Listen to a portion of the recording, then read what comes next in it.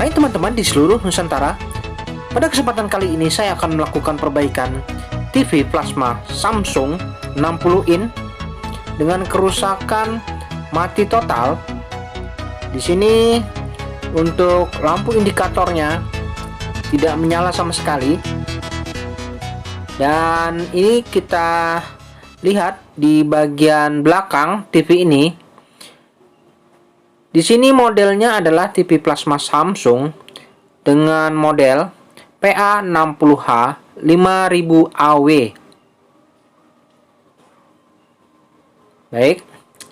Dan kerusakannya di sini adalah sama sekali mati total, tidak ada kehidupan.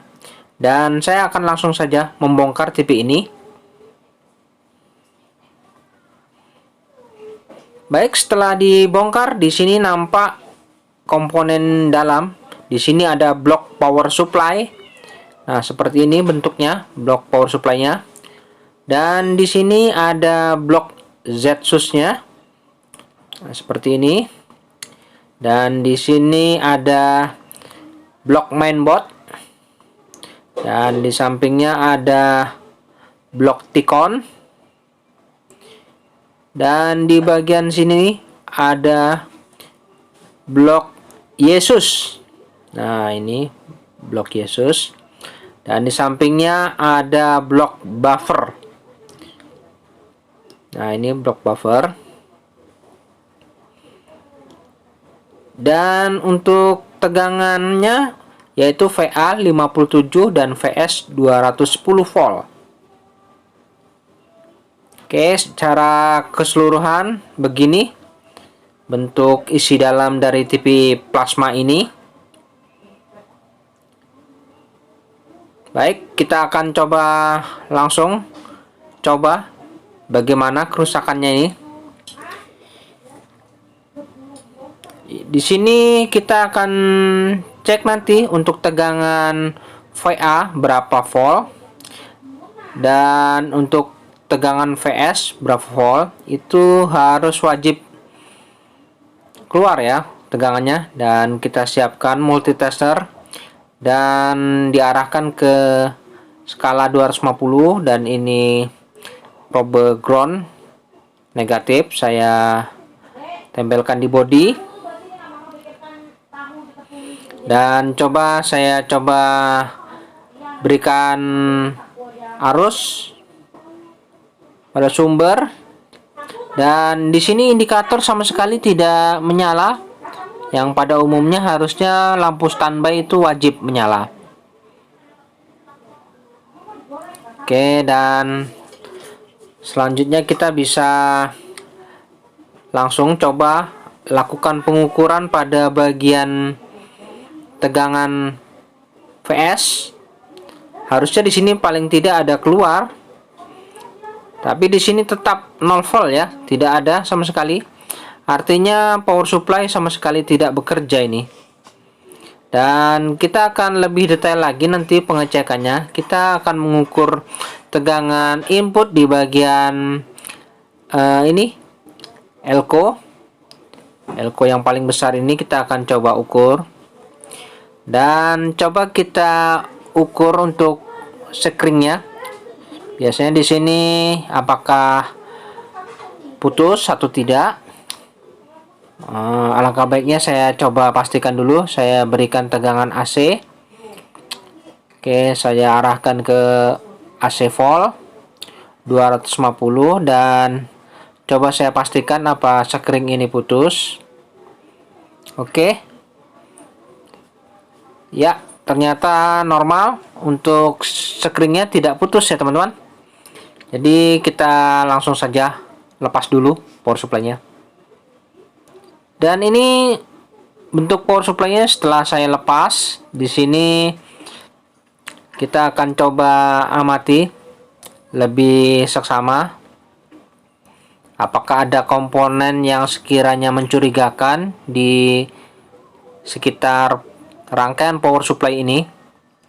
Jadi untuk perbaikan power supply ini kita bisa lihat amati terlebih dahulu. Nah, di sini terdapat bagian dari komponen serta jumpernya yang ada yang sepertinya korosi. Nah, di sini mengalami kerusakan sepertinya korosi. Jadi kita bisa cek lagi di bagian bawah PCB apakah ada tanda-tanda yang mencurigakan. Ya, sepertinya memang ada yang mencurigakan di daerah bagian drivernya ini. Nah, di sini sepertinya ada masalah, jadi terjadi korosi pada jalur. Nah, di sekitaran sini mungkin kita akan coba lakukan pembersihan ya di bagian ini, dan kita akan coba cek tegangan yang masuk dari sini menuju ke rangkaian, dan di sini ada penyarah dioda. Nah, ini kemudian tegangan akan terus mengalir menuju ke elko input ya. Namun untuk sebelum kita ke sana, alangkah baiknya kita bersihkan terlebih dahulu dengan menggunakan cairan thinner. Kita bisa lakukan pembersihan pada bagian komponen-komponen yang kita curigai mengalami korosi. Nah, kita bersihkan. Jadi untuk mempermudah nanti kita dalam hal pengecekan apakah ada komponen yang rusak atau bagaimana, kita bersihkan saja terlebih dahulu. Nah, ini saya coba lakukan pembersihan pada komponen-komponen yang saya anggap mencurigakan. Kita bersihkan saja. Biasanya dengan cara seperti ini memang sangat ampuh untuk mencari kerusakan secara keseluruhan nanti.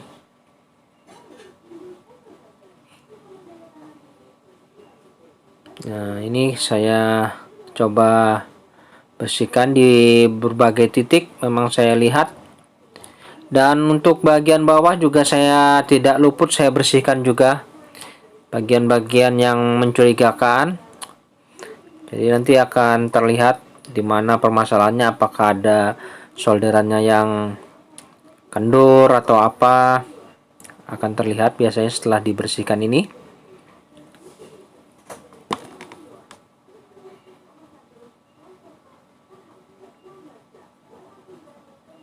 Oke, setelah nampak bersih cukup di bagian yang kita curigai. Nah, ini sudah bersih, saya rasa ya sudah.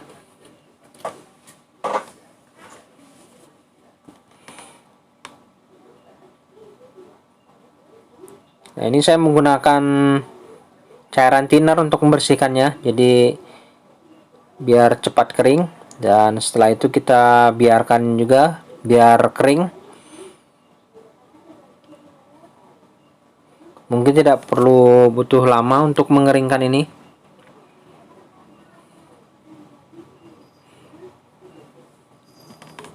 Oke, sudah bersih. Nah, di sini sudah bersih ya.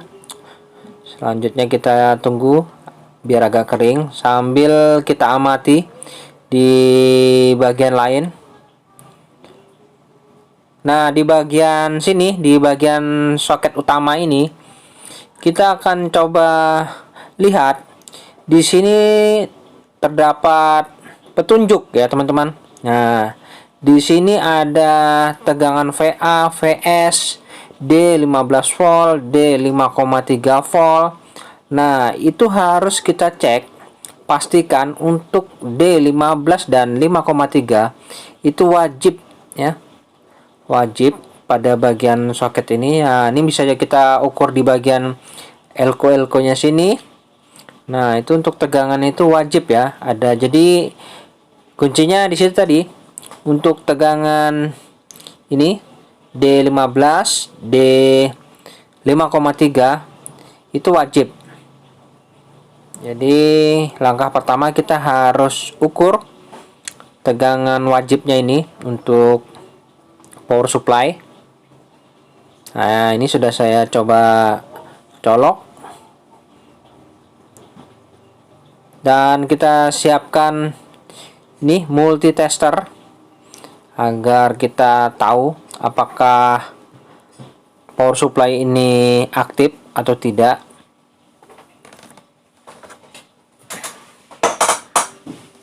Oke, saya coba colok dulu ke sumber ini stekernya. Dan ini multitester sudah di skala DC. Dan ini saya ukur untuk tegangan D 5,3, di sini 0 ya. Jadi tidak ada. Dan coba kita ukur untuk tegangan D15. Nah, di sini 0 juga. Jadi kedua tegangan wajib ini tidak ada sama sekali keluar. Jadi power supply sama sekali tidak bekerja. Dan kita akan coba ukur untuk FCC inputnya. Nah, ini kita harus ukur FCC input pertama, yang utama ya. Nah, di sini. Oke, FCC utama normal 270 volt. Nah, ini. Jadi kita harus ukur dulu. Jadi di sini tegangan masuk, namun tidak bisa menghidupkan power supply. Ya. Oke, FCC utama input sudah masuk, dan selanjutnya kita coba cek di bagian IC driver ini untuk FCC IC drivernya. Oh, di sini tidak normal, tertera 2,2 volt. Nah, itu tidak normal ya teman-teman. Jadi seharusnya untuk FCC IC driver ini paling tidak itu biasa sekitar 15 volt sampai 20 volt minimal. Jadi kita sudah tahu duduk permasalahannya ya, ini sudah IC driver tidak bekerja. Jadi power supply tidak bisa aktif. Nah, di sini hanya tertera 2,2, jadi terjadi pengedropan. Cukup jauh pengedropannya. Oke, saya cabut dulu. Dan untuk kerusakan seperti ini kita coba ukur di bagian elko FCC inputnya. Nah, di sini masih menyimpan 264 volt ya. Ini harus kita buang dulu muatannya ya, jangan dibiarkan. Ini harus kita buang. Saya buang menggunakan solder. Nah, ini soldernya caranya dibolak-balik ya. Nah, dibolak-balik, dan secara tidak langsung daya yang tersimpan akan terbuang. Coba kita ukur. Oke, sudah 2,5, tidak apa-apa, sudah terbuang ini ya. Jadi aman. Dan untuk kerusakan seperti ini kita butuh bantuan ya. Kita butuh bantuan untuk menggerakkan IC driver ini. Di sini saya minta bantuan kepada ini resistor 1 ohm. Nah, ini teman-teman. Jadi saya butuh bantuan kepada resistor 1 ohm untuk menyelesaikan permasalahannya ini. Nah, di sini saya cukup menyolder resistor yang 1 ohm tadi pada kaki IC driver dan menuju ke FCC input ya kedua. Nah, di sini saya solderkan di sini. Jadi saya berharap untuk IC driver ini mendapat tegangan paling tidak 15 volt dengan bantuan resistor 1 ohm ini. Yang mana untuk resistor 1 ohm ini sudah melewati berbagai resistor lain. Nah, ini coba kita lihat. Nah, ini resistornya yang 1 ohm.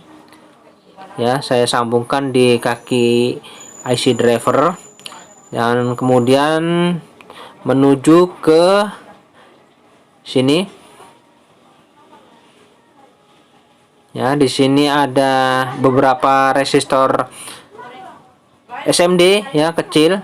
Nah, ini ada 3 resistor SMD dan saya jumper menggunakan resistor menuju ke IC driver. Oke, begitu saja.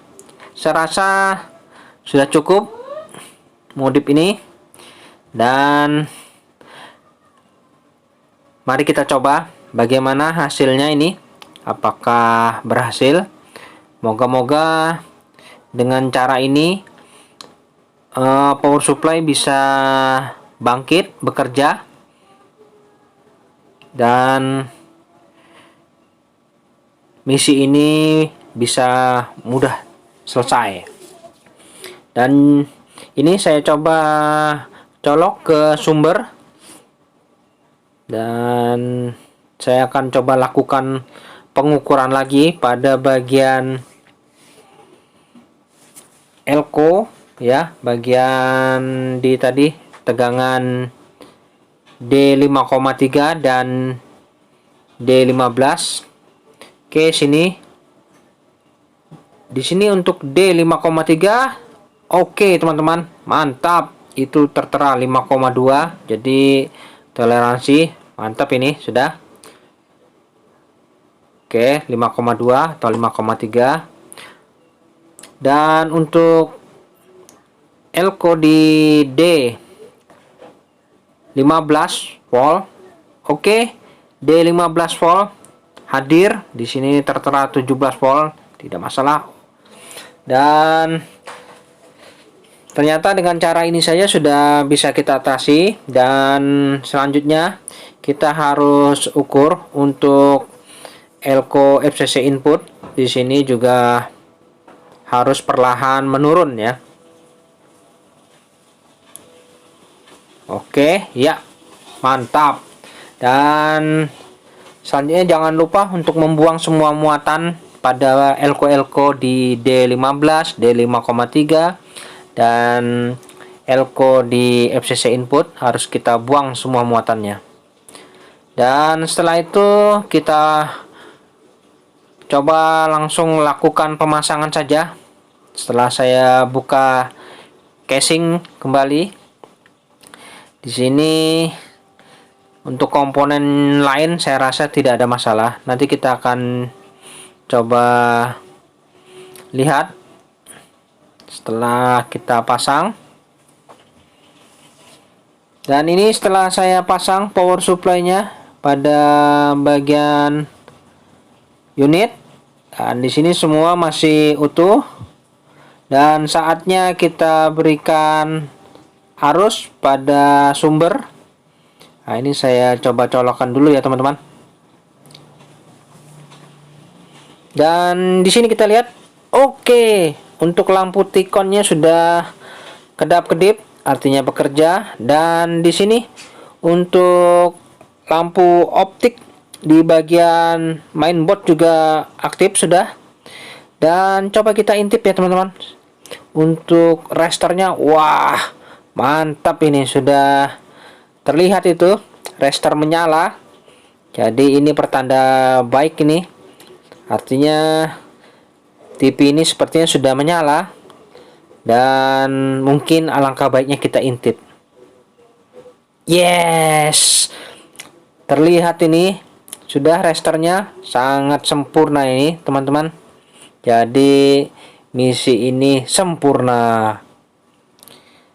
Oke teman-teman, selanjutnya kita langsung saja berikan sumber gambar. Nah, ini sudah saya pasang antena dan coba saya hidupkan. Kita lihat hasilnya. Nah, logo Samsung sudah tampil. Dan yes, gambar tampil juga teman-teman. Dan sempurna ini teman-teman, tidak ada cacat sedikit pun pada bagian gambar. Dan misi ini berhasil. Dan sampai di sini dulu teman-teman perjumpaan video saya, dan kita akan ketemu lagi pada video saya selanjutnya. Sampai jumpa.